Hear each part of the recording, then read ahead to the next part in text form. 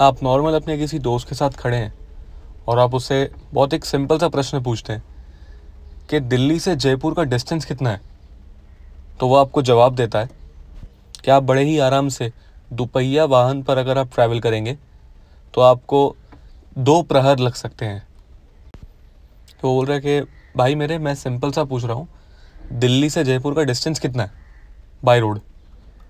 वो फिर से कहता है, अच्छा अगर आप 4 पहिए वाहन, चौपाई वाहन पर अगर आप ट्रैवल करते हैं तो आपको 1.5 प्रहर लग सकता है और 3 सवा 3 प्रहर वहाँ से जाकर रिटर्न आने में। वो कह रहा है भाई मुझे मेरी गाड़ी लेके जाना है, सिंपल सा मुझे डिस्टेंस बता, खाली कितना है दिल्ली से जयपुर, साफ साफ बता। मेरी नॉर्मल सी 4 व्हीलर गाड़ी है, 5 सीटर, मेरे को जयपुर जाना है, बस सीधे सीधे डिस्टेंस बता, खाली यहाँ वहाँ की बात मत कर। और ये कैसी लैंग्वेज यूज़ कर रहा है, प्रहर, ये वो, मुझे नहीं आता ये सब, ढंग से बात कर, मुझे खाली किलोमीटर्स में बता डिस्टेंस कितना है। तो वो कहता है आपकी ये छोटी वाहन देख के लग रहा है कि आप 60 किलोमीटर प्रति घंटे की रफ्तार से जाएंगे तो भी आपको 1.25 प्रहर लगेंगे। तो वो कहता है भाई तेरा तो दिमाग ख़राब है, तेरा थोड़ा दिमाग कम चलता है। चल ठीक है, तू वो छोड़, तूने 60 किलोमीटर तो बताया, अब ये बता एक प्रहर कितना होता है। तो वो कहता है आपकी भाषा में प्रहर, नॉर्मल बोलचाल की भाषा में एक प्रहर मतलब यानी 3 घंटे का समय। तो वो कहता है अच्छा 3 घंटे का समय, तो सीधा सीधा बोलना। तो अब मुझे आवर्स की भाषा में बता, मिनट और आवर्स, उसकी भाषा में बता मुझे कितना देर लगेगा। तो वो कहता है 5 घंटे के आसपास, यदि आप 60 किलोमीटर प्रति घंटे की स्पीड से चले तो वो मित्र कहता है कि सीधा सीधा मुझे तू 300 किलोमीटर नहीं कह सकता था एक ही बार में, क्यों इतना घुमाया फिराया।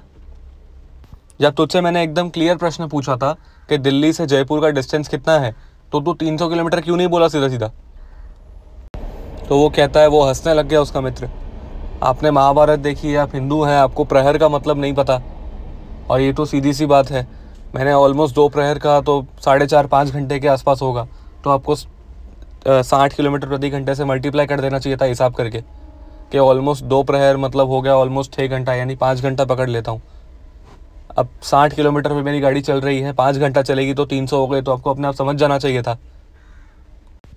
यहाँ ज़्यादा क्लैरिटी किसकी बातों में है, ज़्यादा मूर्ख, बड़ा मूर्ख कौन है, यह आप लोगों को डिसाइड करना है। अब जो कॉन्वर्सेशन का, जो बात का निष्कर्ष है, दिल्ली से जयपुर का डिस्टेंस, उसको ज़्यादा अच्छे से, ज़्यादा बेहतर तरीके से कौन बता पा रहा है, कौन कन्वे कर रहा है और कौन कॉम्प्लेक्स कर रहा है, ये आपको देखना है। अभी वो व्यक्ति पहले ही अटेम्प्ट में 300 किलोमीटर कहकर बात को ख़त्म कर सकता था, मगर उसने अपना इंद्रिय भोग, अपने दिमाग की, अपने मेमोरी की, अपने ज्ञान की इंटेलेक्चुअल एक्सरसाइज की और उसे वो फ्लॉन्ट करना था और कुछ नहीं। तो ये जो गंदी आदत है, ये नव वेदांतियों और नव न्याय दार्शनिकों में बहुत देखी जा रही है।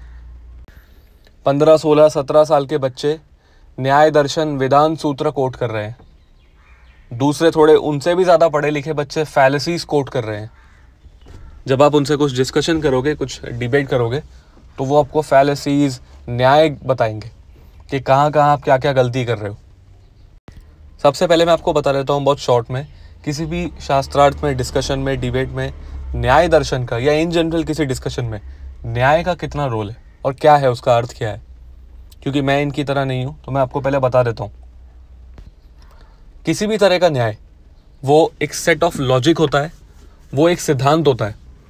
अगर आपने वो शब्द बोल दिया तो आपको अपने आप पता चल जाएगा कि हाँ, यहाँ पे इस लॉजिक की बात हो रही है, इस तरीके से इस लॉजिक की बात हो रही है।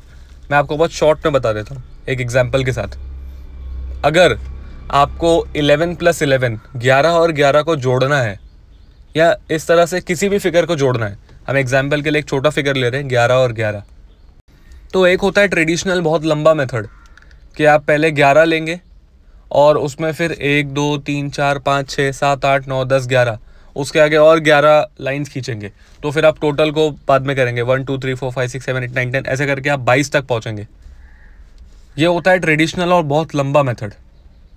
अब मैथमेटिशियंस ने और विद्वानों ने क्या किया कि एक फॉर्मेट निकाला, एक फॉर्मूला निकाला कि पहले आप जिसको भी आपको प्लस करना है, एडिशन करना है, उन दोनों फिगर्स को ऊपर लिख दो, फिर ठीक उसके नीचे दूसरे फिगर्स लिख दो।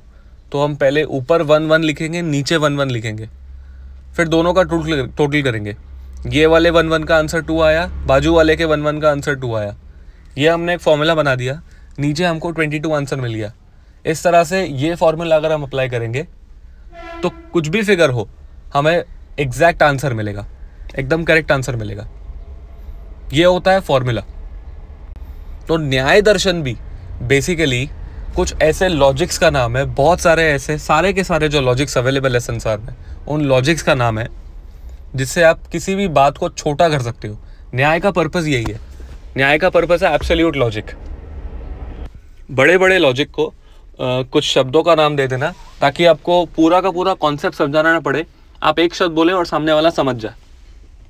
फॉर एग्जाम्पल, जब मैं एक शब्द बोलूँगा कार, गाड़ी, तो बाय डिफ़ॉल्ट आपके दिमाग में एक 4 व्हीलर आ जाएगी, maybe 5 seater, maybe 7 seater, sedan, SUV, hatchback, coupe, किसी भी तरह की कार आ जाएगी जिसमें आपको पता है कि एक स्टीयरिंग व्हील होता है, 5 या 7 या 8 सीट्स होती है, उसमें एक गियर बॉक्स होता है, may be automatic, may be manual, AMT, VCT, कुछ भी हो सकता है। हेडलाइट्स होंगी, उसमें हॉर्न होगा, साइड मिरर्स होंगे, वाइपर्स होंगे।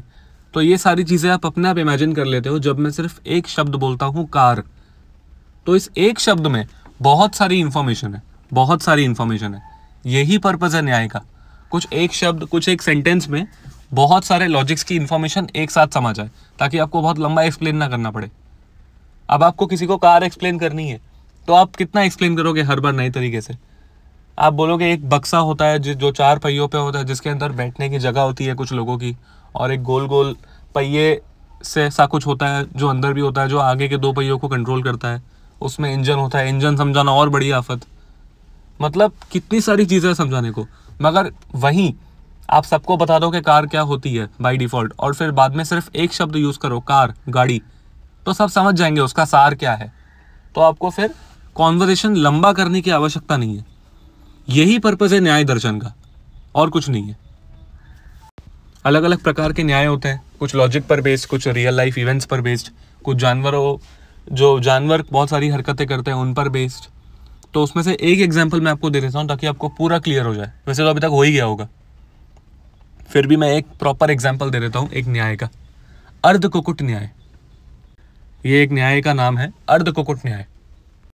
फॉर एग्जाम्पल, आप कोर्ट में जज हैं, आपके सामने 2 लोग खड़े हैं, उन दोनों में से दोनों का कहना है कि एक व्यक्ति ने मुझे गोली मार दी, और दूसरे का कहना है कि क्योंकि इसने मुझे गोली मारी इसलिए मैंने अपने डिफेंस में इसे चाकू दिखाया।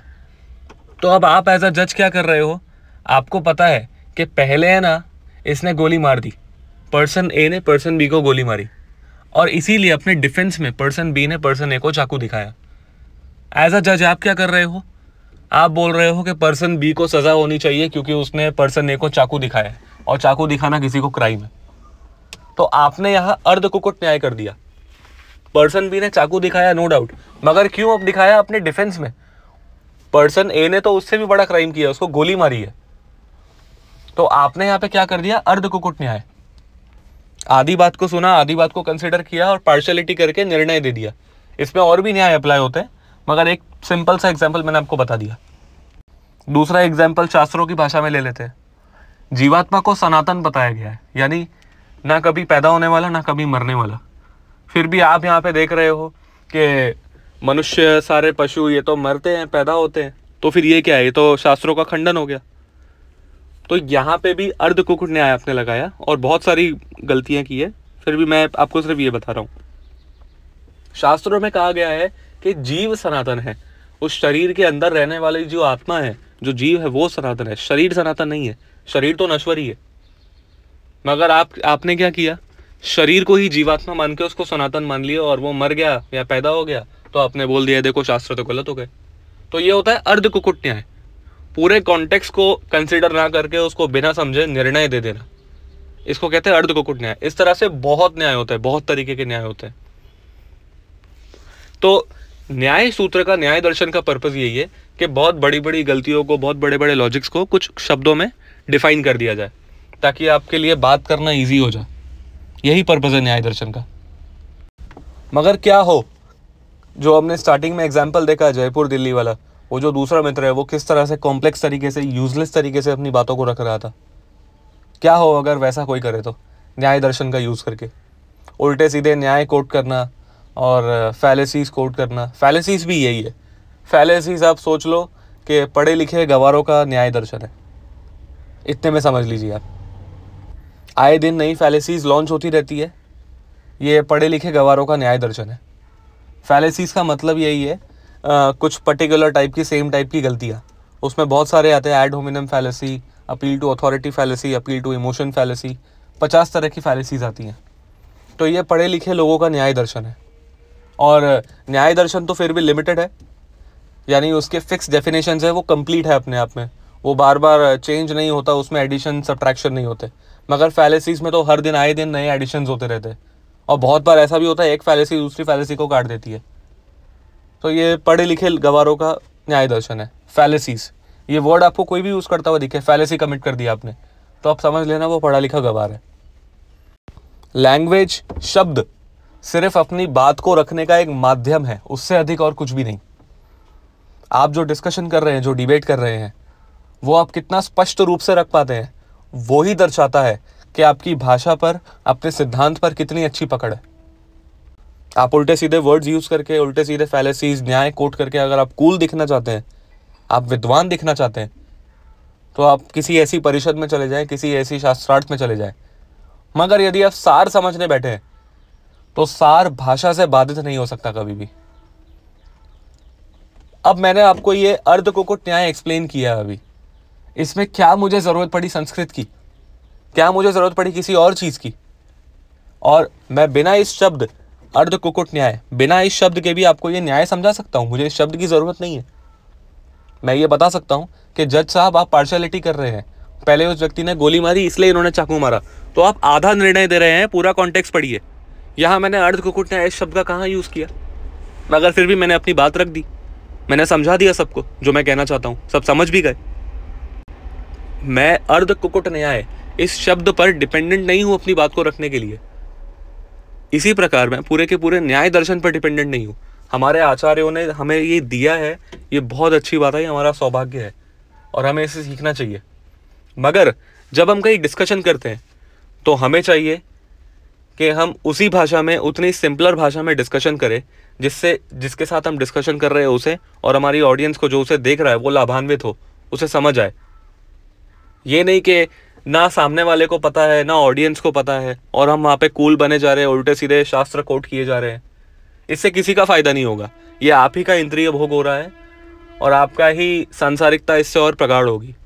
इससे किसी को कोई लाभ नहीं होगा। कोई बच्चा है, आपने उसके सामने एक शब्द रख दिया व्यापार, अब वो क्या समझेगा? एक एडल्ट समझ सकता है व्यापार का मतलब क्या होता है। कुछ कहीं से खरीदना, उसमें कुछ पैसा जोड़ के, अपना प्रॉफिट जोड़ के कुछ बेच देना, ये मोटा मोटा सार है व्यापार का। मगर वो बच्चा नहीं जानता। मगर आप उसे बता दोगे कि देखो ये जो तुम चॉकलेट खा रहे हो, ये किसी ने खरीदी है, ये दुकान वाले ने ये किसी से खरीदी है 1 रुपये में और ये तुम्हें 2 रुपये में बेच रहा है। तो व्यापार यानी किसी से भी कुछ भी खरीदना और उसको सिस्टमैटिक तरीके से आगे बेचना अपना प्रॉफिट जोड़ के, ये बेसिकली व्यापार है, सिंपल सी डेफिनेशन में, एकदम शॉर्ट में। तो वो बच्चा समझ जाएगा, अब वो याद रखेगा हाँ व्यापार क्या होता है। मगर पहले आपको उसे बताना पड़ेगा, वो आपकी ये भाषा नहीं जानता। नो डाउट वो इस कॉन्सेप्ट को जानता है, मगर क्या पता वो इस शब्द को ना जानता हो, वो आपकी शब्दावली से वाकिफ ना हो। शब्द मैटर नहीं करते, कॉन्सेप्ट मैटर करता है। हमें हमेशा सिद्धांत से जोड़ना चाहिए, ना कि शब्दों से आसक्त होना चाहिए। अपनी विद्वत्ता का प्रदर्शन करने में हमें बहुत ज़्यादा एंगेज नहीं होना चाहिए। और इसका समर्थन ऐसा नहीं है, खुद न्याय दर्शन भी करता है, बहुत सारी फैलेसीज भी है इस चीज़ को लेकर, मगर ये वो नहीं पढ़ेंगे, ये वो नहीं पढ़ेंगे। मैं कुछ एग्जाम्पल आपको दे देता हूँ, जैसे शब्द छल और वितंडावाद। शब्द छल यानी शब्दों को उल्टे सीधे तरीके से घुमा फिरा के यूज करना सामने वाले को कंफ्यूज करने के लिए। देखिए, सनातन धर्म में हमेशा मोरालिटी को और लॉजिक को और समझने में, सिद्धांत को एक्सेप्ट करने में प्रधानता दी जाती है। अगर आपको डिबेट जीतने आए हो आप खाली, तो आप ये सब बकवास कर लो। अगर आप सामने वाले को कन्विंस करने आए हो, अपनी ऑडियंस को लाभान्वित करने आए हो, अपने सिद्धांत से अपना सिद्धांत प्रस्तुत करने आए हो, तो आपको सिंपल भाषा में अपने सिद्धांत को रखना आना चाहिए। वरना आप ये अनाउंस करके चले जाइए कि आप लोगों को न्याय दर्शन नहीं आता, आप लोगों को संस्कृत नहीं आती, तो आप लोग एलिजिबल नहीं है, बात खत्म हो गई। या फिर मैं एलिजिबल नहीं हूं अपने सिद्धांत को आम भाषा में रखने के लिए। किसी भी सिद्धांत को ट्रांसलेट किया जा सकता है, भले ही थोड़े 4 लाइन एक्स्ट्रा लगेंगे, और क्या। हमें पता है कि संस्कृत बहुत कॉम्प्लेक्स और बहुत ही अच्छी लैंग्वेज है, बहुत ही स्मार्ट लैंग्वेज है। आपको बहुत सारी बातें कुछ लाइंस में आप बोल पाओगे। संस्कृत का एक लाइन अगर आप ट्रांसलेट करोगे तो वहाँ पे आपको शायद एक पैराग्राफ लिखना पड़ जाए किसी अन्य लैंग्वेज में, क्योंकि संस्कृत इतनी इंटेलेक्चुअल लैंग्वेज है। वो बहुत सारी इंफॉर्मेशन कुछ शब्दों में दे देती है आपको। मगर ज़रूरी नहीं है सबको संस्कृत आती हो।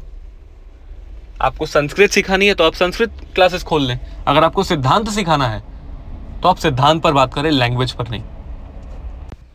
न्याय दर्शन में और भी वर्ड्स आते हैं, अतिशयोक्ति, यानी बेवजह अपनी क्या कहते हैं, ज्ञान को फ्लॉन्ट करना, शब्दों को बढ़ा चढ़ा कर बोलना। इस तरह के बहुत एग्जाम्पल्स हैं न्याय दर्शन में, मैं कोट कर सकता हूँ लाइन से निकाल के। मगर मैं इन सब में इंटरेस्टेड नहीं हूँ, क्योंकि आप इंटरेस्टेड नहीं है। हमें सिद्धांत में इंटरेस्ट होना चाहिए, ईश्वर में इंटरेस्ट होना चाहिए, ना कि किसी भाषा में और उसके कॉम्प्लेक्स वर्ड्स में। इसी तरह से फैलेसीज के बहुत सारे एग्जाम्पल्स हैं, जैसे pretentious jargon fallacy, argument by obscurity, equivocation fallacy, bulverism. ये सारे शब्द जो मैंने बोले अभी, इसका मतलब क्या है आप बताइए ना। मैं करूँ क्या ये सारे वर्ड्स यूज़ करके, जब किसी को पता ही नहीं है। आए दिन तो ये नई फैलेसीज लॉन्च होती रहती है मार्केट में। कोई भी नया शब्द आके बता देगा और हम आके याद करते बैठे। अगर नहीं याद करें तो हम गवार। आपके जीवन में महत्व क्या है इन वर्ड्स का? मैं ज़्यादा कोट करूँगा, आप चले जाएंगे। मतलब क्या है? आपको तो सिद्धांत से मतलब है ना। ये जो 3-4 शब्द मैंने अभी कोट किए, इसका मतलब यही निकलता है कि बेवजह ज्ञान झाड़ना। सिद्धांत जब कॉमन शब्दों में, सिंपल शब्दों में एक्सप्लेन किया जा सकता है, तो भी अपना ज्ञान झाड़ना बेवजह, और जो कि किसी काम का नहीं है, वो आपको जन्म मृत्यु जरा व्याधि से नहीं निकालेगा। वो सिर्फ आपकी इंटेलेक्चुअल एक्सरसाइज है, मगर फिर भी उसे झाड़ना। यही सब सार था इन 4-5 शब्दों का जो मैंने अभी कोट की, न्याय दर्शन से भी और ये फैलेसी वाले लोगों से भी। देखिए, सच जो है ना, सत्य, वो किसी भी भाषा से बाधित नहीं है। आप किसी बच्चे को ले आइए, उसे तो कोई भाषा आती नहीं, उसे आ ऊ करना आता है। बच्चा तो कुछ नहीं बोल सकता ना, उसे तो कोई भाषा आती ना, हिंदी ना इंग्लिश ना संस्कृत ना कुछ, उसे तो कोई भाषा नहीं आती। आप उसके सामने, आपको उसे 1+1 2 सिखाना है, वो बता देगा कि 1 दूध की बोतल मेरे लिए ज़्यादा फायदेमंद है या 2 दूध की बोतल। बस उसको थोड़े दिन दीजिए, उसको कॉन्सेप्ट समझने दीजिए 1 और 2 और 3 का। वो हमेशा 2 दूध की बोतल या बड़ी दूध की बोतल सिलेक्ट करेगा, क्योंकि उसमें ज़्यादा क्वांटिटी मिलेगी उसे। तो सार वो समझ चुका है क्वांटिटी का, मगर फिर भी आप उसको एक शब्द बोलोगे ना, दोनों सामने रख के, बता क्वांटिटी ज़्यादा किस में है, तो उसे कुछ समझ नहीं आएगा, क्योंकि क्वांटिटी उस शब्द का अर्थ उसे नहीं पता है। मगर वो सार जानता है, ज़्यादा क्या है, ज़्यादा किस में है, कम किस में है। 1+1 2 होता है, ये हर एक बच्चा जानता है। मगर उसे इंग्लिश में 1+1 2 बोलते हैं, हिंदी में 1 और 1 2 बोलते हैं, वो उसे नहीं पता। पहला दूसरा, उसे पहले एक बोतल दे दो, वो उसे पता चल जाएगा हाँ ये मुझे पहले मिली। बाद में दूसरी है तो वो उसे पता चल जाएगा हाँ ये बाद में मिली। उसे कलर्स में अंतर पता है, येलो क्या होता है, ब्लू क्या होता है, मगर उसका नाम नहीं पता। इंग्लिश में उसे येलो कहते हैं, हिंदी में पीला कहते हैं। उसे नाम नहीं पता बस, यानी भाषा नहीं पता उसे। सार पता है, कॉन्सेप्ट पता है। लैंग्वेज सिर्फ एक माध्यम है कम्युनिकेट करने का, लैंग्वेज सिद्धांत नहीं होती। ये इन न्याय दर्शन वालों को, नव न्याय दार्शनिकों को और फैलेसी वालों को समझना ज़रूरी है, वरना ये कुछ नहीं, सिर्फ अपनी इंटेलेक्चुअल एक्सरसाइज करते रह जाएंगे और कुछ नहीं कर पाएंगे। जैसा कि मैंने थंबनेल में भी बताया है, और यहाँ पे सामने जो आपके स्क्रीन में दिख रहा है वो भी आप देख लो। यहाँ पे नीचे लिख रहा है न्याय दर्शन का एक शब्द है लक्षण। लक्षण यानी बेसिकली उसकी क्वालिटीज़ को बताना। उसमें बहुत तरह के लक्षण होते हैं, साधारण, असाधारण, उस कॉम्प्लेक्सिटीज़ में हम नहीं जाएंगे। और उसके मतलब सिंपल ही मैं आपको बता दूं, बहुत ज़्यादा ये सुनने में आपको कॉम्प्लेक्स लग रहा होगा, मतलब सिंपल ही है उसके। मगर क्योंकि उस टाइम के लोगों के लिए सिंपल था, क्योंकि वहाँ पे संस्कृत कॉमन थी, यहाँ नहीं है। तो आपको यहाँ, अगर आप बोल रहे हो तो आप सामने से कोट करो, नहीं बोल रहे हो तो मत बोलो, या तो फिर बोलो ही मत, और कोट कर रहे हो तो फिर आप पूरा मीनिंग बताओ उसका, क्योंकि हर कोई आपकी ये भाषा नहीं सीखते बैठा है। तो बोल दो आपका सिद्धांत न्याय से बाधित है, आपको न्याय आता है तो आप सीख सकते हो, वरना नहीं सीख सकते। सिंपल, ये बोल के चले जाओ। यहाँ पे थंबनेल में एक बहुत ही इंटेलेक्चुअल बेवकूफ़ कह रहा है पानी का लक्षण करो। बेसिकली वो उससे क्वालिटीज़ पूछने को बोल रहा है, क्वालिटीज़ पूछ रहा है। सिंपल भाषा में आपसे कहूँ तो, बहुत कॉम्प्लेक्स नहीं करूँ तो, उसमें भी बहुत तरह के लक्षण होते हैं, साधारण, असाधारण, ये वो, स्वरूप लक्षण, बहुत तरह के होते हैं। तो बेसिकली उसका मतलब वही होता है। फिर भी दूसरा जो विद्वान व्यक्ति है, जो सार जानता है, वो नीचे कह रहा है, मैं तुझसे कह रहा हूँ नीचे देख के चल वरना फिसल जाएगा। सबसे पहला लक्षण तो यही तेरे लिए इंपॉर्टेंट है। पानी की क्वालिटीज क्या है वो बाद में बताऊंगा तुझे, पहले तू नीचे देख वरना तू फिसल जाएगा, पानी गिरा हुआ है नीचे जमीन पे। मगर फिर भी वो मूर्ख अपनी जिद पर अड़ा हुआ है, मुझे पहले लक्षण बताओ, मुझे क्वालिटीज बताओ, क्या पानी बहता है, क्या फिसलना हुआ होता है, क्या चिकना होता है, तो ही मैं गिरूंगा वरना नहीं गिरूंगा। आग आपको सिर्फ तब नहीं जलाएगी जब आपको पता चलेगा कि आग गर्म होती है। आपको चाहे पता हो चाहे ना पता हो, आग आपको फिर भी जला देगी। सिद्धांत आवश्यक है, लैंग्वेज आवश्यक नहीं है। सेम लाइन मैंने यहाँ पे लिखी है कि कॉमन सेंस बहुत ज़्यादा कॉमन नहीं है, लोगों में कॉमन सेंस की कमी है। और नीचे मैंने कॉम्प्लेक्स भाषा में सेम चीज़ लिखवा दी चैट जीपीटी से, मगर उसका फ़ायदा किसको हुआ? ना मुझे ना आपको। मगर फिर भी वो भाषा है, एग्जिस्ट तो कर रही है, लोग यूज़ कर रहे हैं। क्या लिखा है यहाँ पे? Cognitive discernment exhibits a statistically anomalous distribution within the general populace। अब यहाँ पे ये लिखा है, इसका मतलब हमें क्या लेना देना? अब ऊपर लाइन में कितना सिंपल तरीके से लिखा है, common sense is not so common. जिसे इंग्लिश नहीं भी आती है वो भी बता देगा। तो ये जो दो लाइन है ऊपर और नीचे, इसमें आपको अंतर पता चल जाएगा, ये नव न्याय दार्शनिकों और फैलेसी वालों के बीच में और कॉमन सेंस वाले लोगों के बीच में। और ये एक्चुअली जो मेरी प्लेलिस्ट चल रही है एस्टैब्लिशिंग द वैदिक अथॉरिटी, उसमें भी आपको ये समझने के लिए बहुत ज़रूरी है कि वहाँ हम सिर्फ उल्टे सीधे बेवजह के मैथमेटिकल इक्वेशंस और ये न्याय दर्शन और इसमें नहीं जाएंगे, हम सीधा सार को पकड़ेंगे। इंग्लिश में 1+1 2 बोलते हैं ना, हमें 1+1 2 सीखने से मतलब है। उसको हिंदी में क्या बोलता है, संस्कृत में क्या बोलते हैं, नेपाली में क्या बोलते हैं, बंगाली में क्या बोलते हैं, हमें उससे कोई मतलब नहीं है। हमें तो कॉन्सेप्ट, सिद्धांत सीखना है कि 1 और 1 2 होता है, बस बात खत्म। हम विशुद्ध संख्या सीख रहे हैं, ना कि कोई भाषा। ये लैंग्वेज की क्लासेस नहीं है। तो ऐसी भाषा का कोई भी आपके सामने प्रयोग करे तो वो बेसिकली अपने अर्ध ज्ञान का प्रदर्शन कर रहा है। सिद्धांत में उसकी कोई पकड़ नहीं है, उसके पास सिर्फ वर्ड्स हैं, उसके पास जो है वो आपको बेचने आया है। तो ऐसे लोगों से बात करना आप अवॉइड करें, इन्हें पहचानें और इनसे दूर रहें। ये सुपीरियॉरिटी नहीं, ये इन्फीरियॉरिटी कॉम्प्लेक्स के लायक है, तो इन्हें वो ही होने दें, वो इनके प्रगति के लिए बेटर है। कॉम्प्लेक्स वर्ड सीखें, बिल्कुल सीखें, मगर उसे बेवजह जहाँ आवश्यकता ना हो, जिसे ना आता हो, उसके सामने यूज़ करने से बचें। मुझे भी 500 चीज़ें आती है, मगर मैं यहाँ यूज़ नहीं कर सकता क्योंकि मेरी ऑडियंस को आती है या नहीं, मुझे ये ध्यान देना ज़रूरी है। मेरी जो पूरी प्लेलिस्ट है वो पूरी की पूरी एक आम भाषा, एक लेमन लैंग्वेज में है, वो आपको पूरी समझ में आने वाली है। और इसमें कॉम्प्लेक्स फिजिक्स और साइंस के और लॉजिक और फिलॉसफी की चीज़ें कवर होने वाली है, जिसमें आपको किसी भी शब्द के लिए गूगल की ज़रूरत नहीं पड़ेगी। आपको उसी वीडियो में सब कुछ समझ में आ जाएगा। तो आपको कहीं भी बाहर जाने की आवश्यकता नहीं है, सिर्फ आप सिद्धांत पर ध्यान दें, उल्टे सीधी भाषाओं पर नहीं। हरे कृष्णा।